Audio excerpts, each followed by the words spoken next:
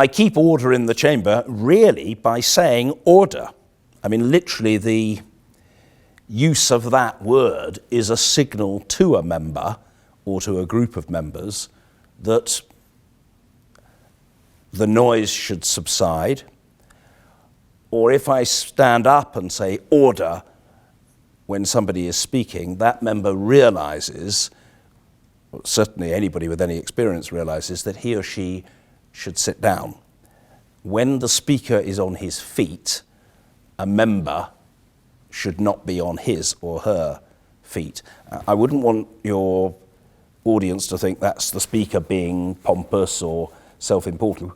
It's about the speaker, the role of the speaker being the umpire, the speaker being the referee, the speaker being the adjudicator if there is any dispute. So if there is a lot of noise, I will tend to say, order! The House must calm itself.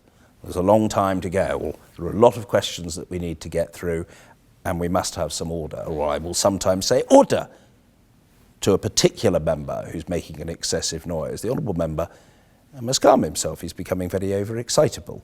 And I think quite a lot of people will hear me say this if they watch our proceedings, and it's not intended to denigrate any particular person. It's not intended to be dismissive of colleagues. It's intended to do just what the word says, restore order, because it's only in circumstances in which there is a basic attentiveness and respect in the chamber that we can have a proper debate.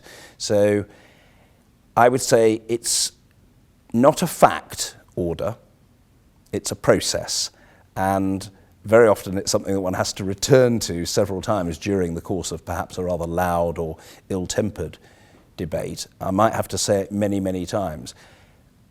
I would just make one little point about order, and that is that Prime Minister's questions, they're a very important part of our parliamentary calendar, and by a large multiple, the most heavily viewed and listened to session of the week, is not representative of the rest of the week. During Prime Minister's questions, I might have to appeal for order 4, 5, 6, 10 times or more. Most days, that's not the case. For example, this morning, before I came to talk to you, I was chairing the business of the House, and it wasn't necessary for me to intervene to cut anybody off because everybody was behaving very well.